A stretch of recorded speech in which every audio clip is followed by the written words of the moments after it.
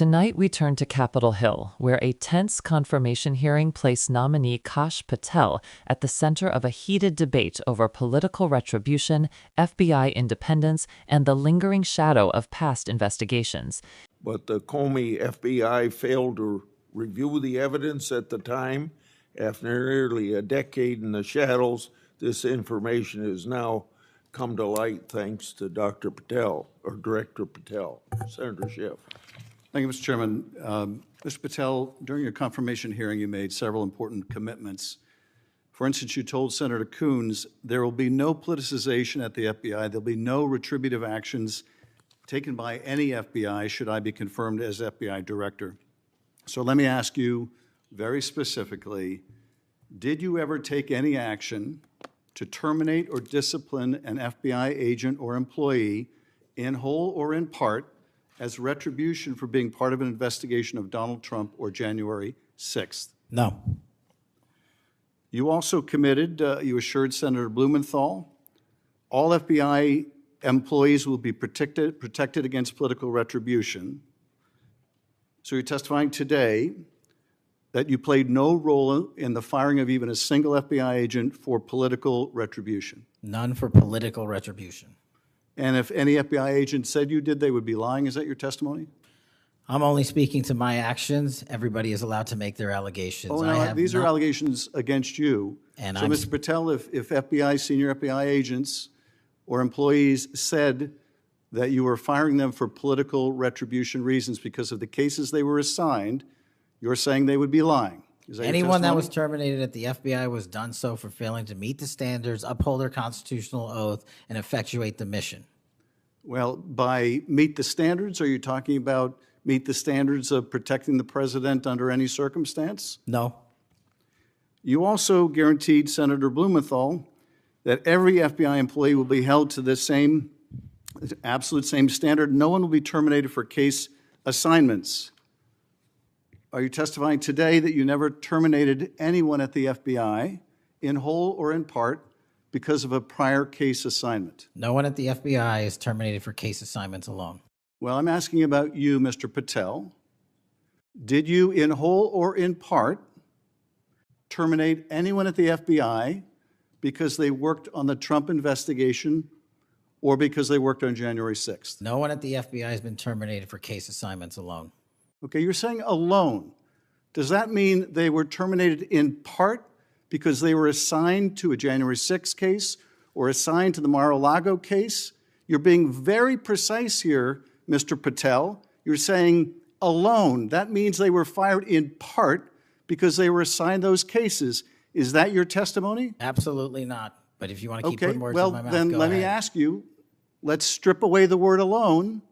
Did you terminate or participate in any discipline of any FBI employee in whole or in part because of their work on an investigation of Donald Trump or January 6th? Yes or no? Any terminations at the FBI by employees. No, I'm asking you a very specific question. And I'm going to answer the question, but you don't like the answer because it's the truth and it guts your narrative. I want an answer to my question. I don't want an answer to someone else's question.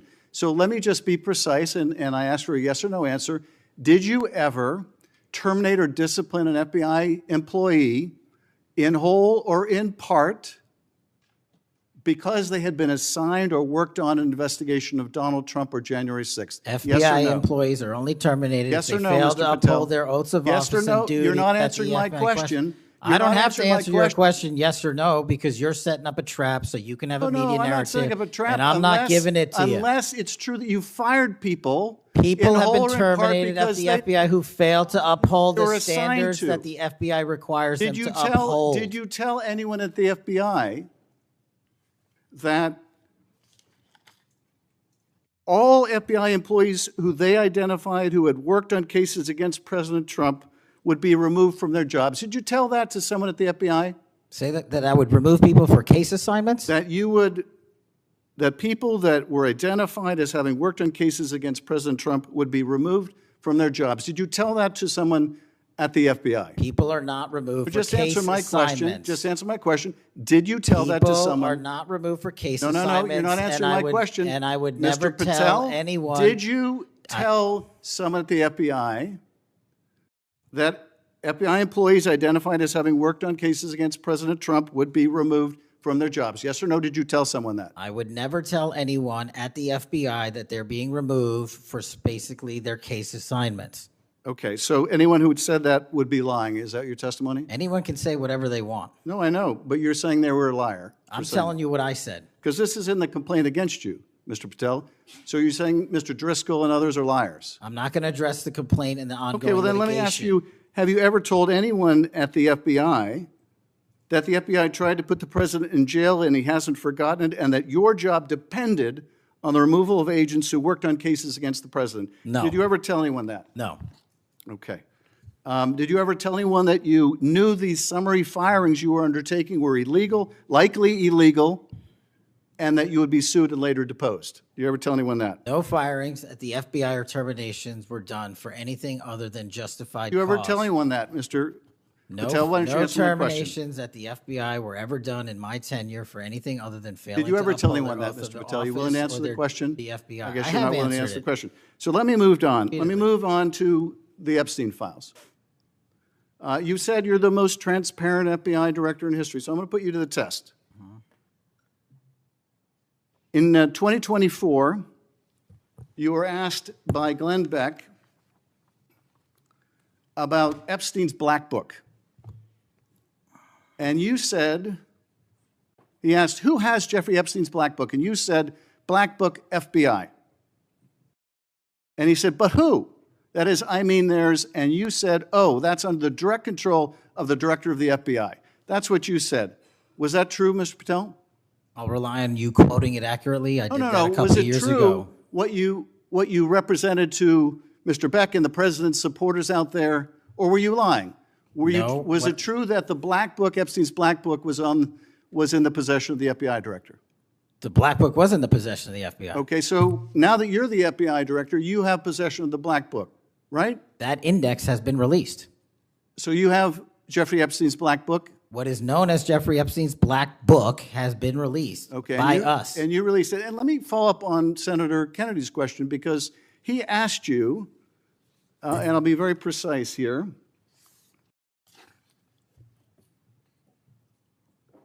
You've seen most of the files. Who, if anyone, did Epstein traffic these young women to besides himself? And you said, himself. There's no credible information, none. If there were, I would bring the case yesterday that he trafficked to other individuals.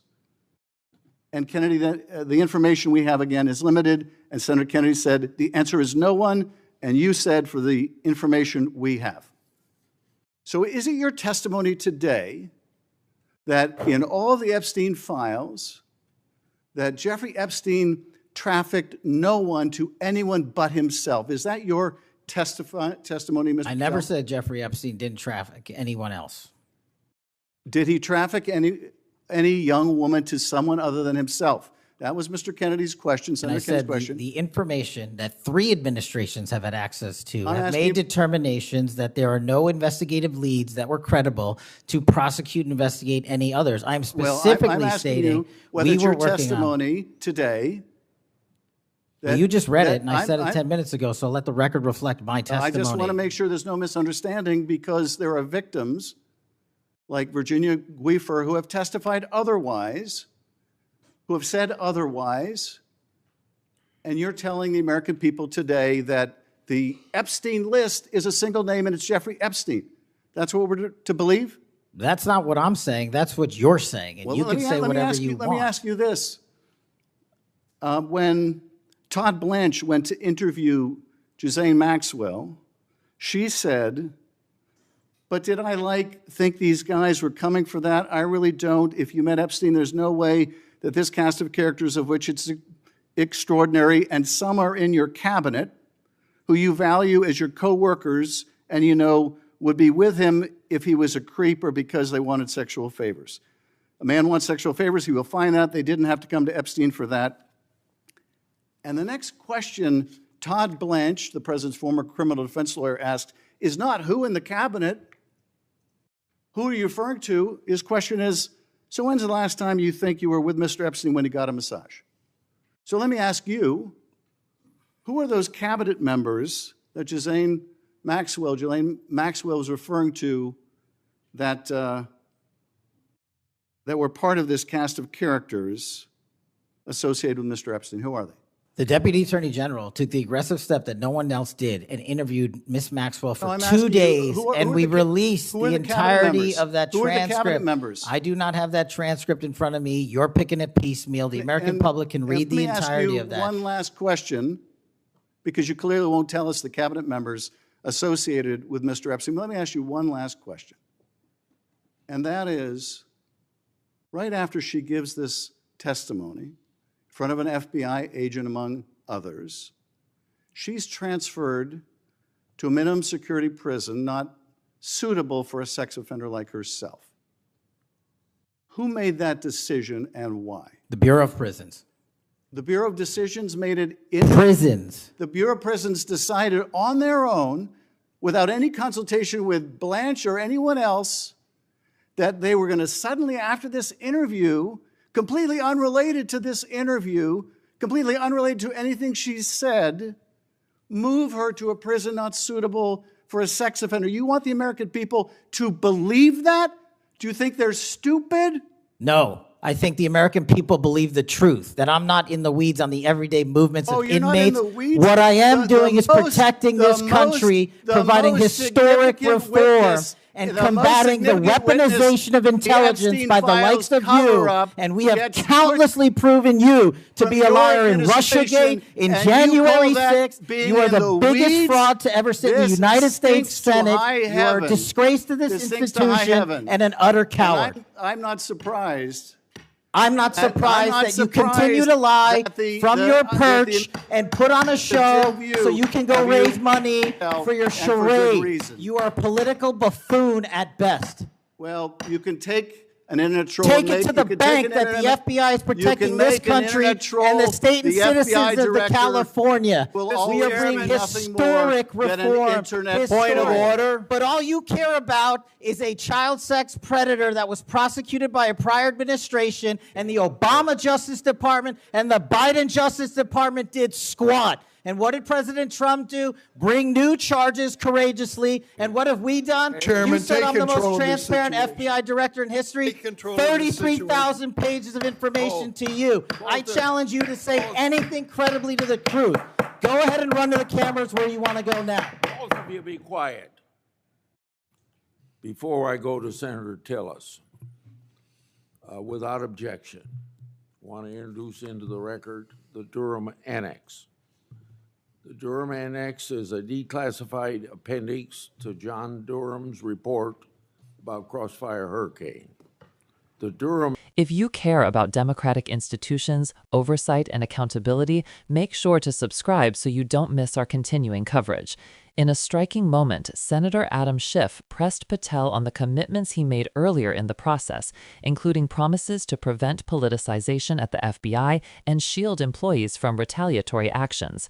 Those commitments weren't just procedural courtesies, they were the backbone of Patel's assurance that he could lead the Bureau without fear or favor. And this is where today's hearing took its sharpest turn.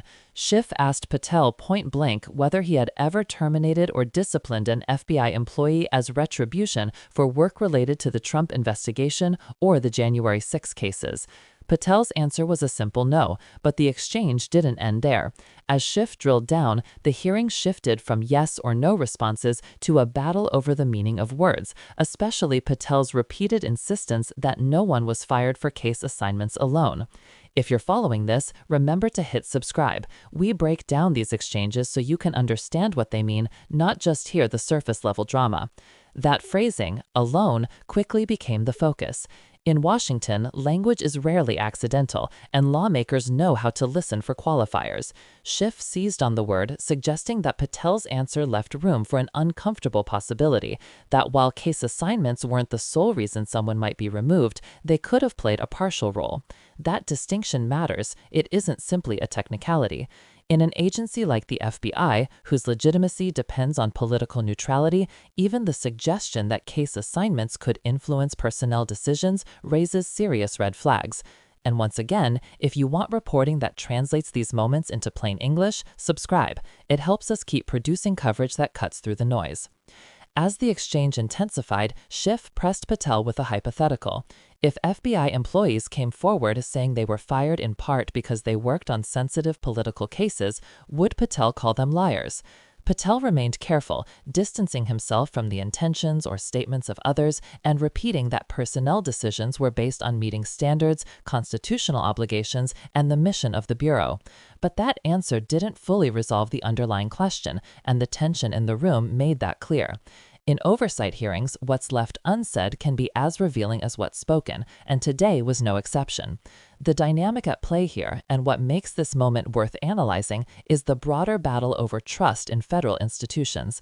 The FBI has spent years caught between political storms, from the Clinton investigation to the Russia probe to the aftermath of January 6th. Each controversy has fueled suspicions on one side of the aisle or the other. Patel's nomination, whether you support it or oppose it, is wrapped inside that ongoing struggle over who controls the nation's top domestic law enforcement agency and what accountability looks like in a polarized era. If this context is helping you understand the hearing more clearly, take a moment to subscribe. It supports our ability to provide depth instead of sound bites. Today's hearing didn't resolve every question. It rarely does, but it did highlight the stakes of this confirmation process. At the heart of the debate is a fundamental tension. Can the FBI remain a neutral, professional institution when political actors, past investigations, and public perceptions collide? The conversation between Schiff and Patel was more than a clash of personalities. It was a test of what the next chapter of the FBI will look like and whether its leadership can navigate the pressure that comes with the job. Stay with us as the story develops, and remember to subscribe so you don't miss our next breakdown.